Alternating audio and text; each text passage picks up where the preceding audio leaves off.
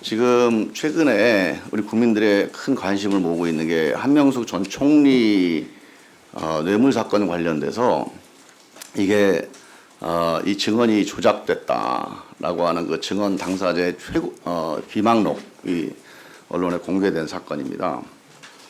그리고 또 그 전에는 채널 A에서 취재 과정에서 또 이런 이제 사건 조작으로 의심될 만한 그런 혐의가 생겨서 또 이것도 역시 또 큰 쟁점이 됐습니다.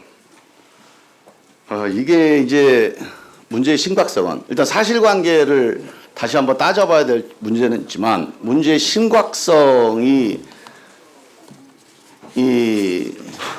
간단치 않은 게 이게 국가 권력에 의한 불법 내지는 국가 권력에 의한 범죄가 될 가능성이 높다는 겁니다.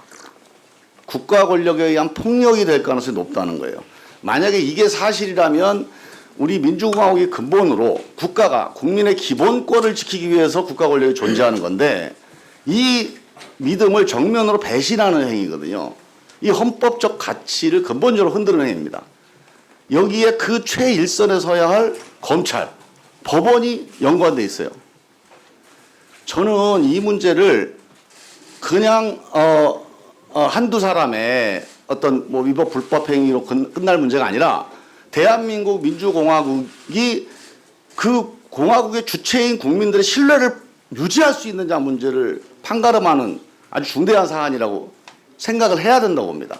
우리 여기 행정처장님도 와 계시지만 이 사법 권력 그리고 이걸 총괄 지휘하는 뭐 대통령과 대법원장 그리고 또 국회가 이 문제를 좀 심각하게 봐야 될 필요가 있다고 보는 거고요.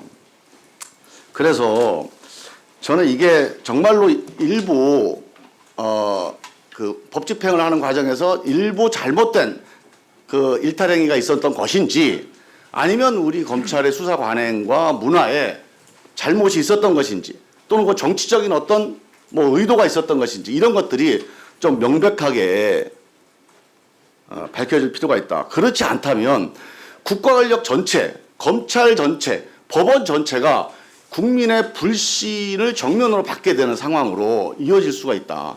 이건 우리 대한민국 전체에 엄청난 손해가 될 수 있다. 이런 점을 좀 인식을 해야 된다. 저는 법무부에서 이건 뭐 국회에서 이제 국정조사를 한다거나 탄핵을 한다거나 할 수도 있고 또 법무부에서 감찰을 한다거나 아니면 검찰 수사를 한다거나 나중에 공수처 수사를 한다거나 여러 가지의 절차가 있습니다. 그 여러 가지 절차를 거쳐서 어떤 식으로든 사실관계가 명백하게 규명이 돼야 될 거라고 보고요. 근데 문제는 국민들이 자 이런 중대한 사건들이 벌어졌는데 이 해당 국가기관에서 적절한 대응을 안 하고 있다. 이런 걱정을 하고 불신을 하고 있어요. 혹시 이런 것들이 아무것도 아닌 것처럼 넘어가는 거 아니냐. 그래서 이 국가 권력 전체의 기본적인 이 법률 감각에 대해서 상당히 지금 걱정을 하고 있습니다. 그래서 저는 우리 법무부 장관님께서 특히 이제 검찰의 대응도 보면 뭐 비공식적인 반응이겠지만 한명숙 총리 건이나 채널A 건이나 다 문제가 없다는 해명만 나오고 있어요. 그런데 정말 문제가 없다면 다행이지만 그렇지 않다면 문제가 있더라도 덮고 간다 그러면 이거는 그 행위를 한 사람들의 문제가 아니고 대한민국 검찰권 전체의 불신을 초래하는 거여서 이 문제에 대해서는 장관님께서 정말 검찰 내에서 이런 수사 관행과 또 이런 식의 어떤 불법이 가능한 풍토가 있는 건지 그리고 이런 문제가 있다면 어떻게 고쳐야 되는 건지 또 이 사건 자체의 실체적 진실은 무엇인지 이런 부분들을 어떤 절차를 거쳐서 해야 될지를 꼭 연구 좀 해주시고 빨리 이 문제에 대해서 검찰 내부하고 좀 대화도 하시고 일단 이런 문제는요 제가 뭐 제일 좋은 거는 이거 대통령도 5.18 문제 관련해서 얘기하셨지만 당사자들이 아 이거 잘못했습니다 이렇게 고백하는 게 제일 좋은 방법입니다. 그리고 이런 문제는 과거에 있었지만 앞으로는 개선해 나가자고 제도 개선으로 뒷받침되는 게 제일 좋은 해결 방법이에요. 이런 문제들에 대해서 이미 지나간 일이고 또 그때 뭐 의도적인 불법이 아니었다 하더라도 나중에 보니까 이런 문제가 있었다. 이런 문제를 잘못을 인정하고 개선해 나가겠다.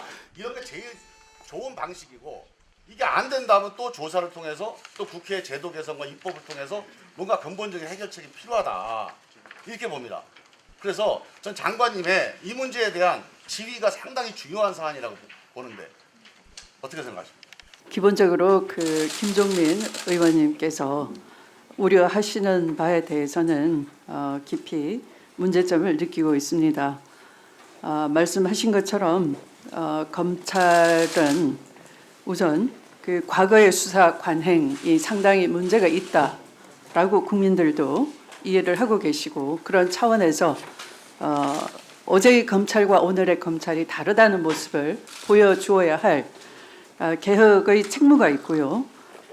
그런 과거의 수사 관행이 설령 덮어졌다 하더라도 그것은 이제 더 이상 그 국민의 눈높이에 맞지 않다라고 생각을 하고 그런 절차적 정의 속에서 실체적 진실도 정당할 수 있다라는 것을 최근 1년의 사건을 통해서 뼈저리게 느끼고 있고 그런 차원에서 검찰 개혁 반드시 이루어져야 하고요.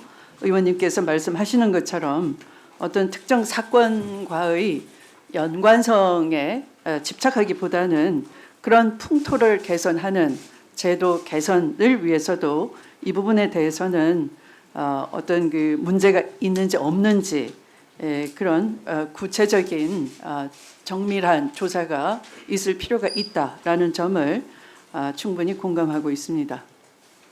그 사실관계는 일단 명백하게 정리정돈이 돼야 그 다음에 제도 개선이나 풍토 문화 개선으로 이어질 수 있다. 이런 점 꼭 유념하시고 여기에 대한 좀 적극적인 대처를 좀 해주시기 바랍니다.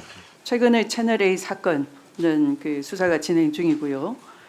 지금 한명숙 전 총리님 사건은 증인에 대해서는 이미 이제 확정 판결이 있는 것이죠.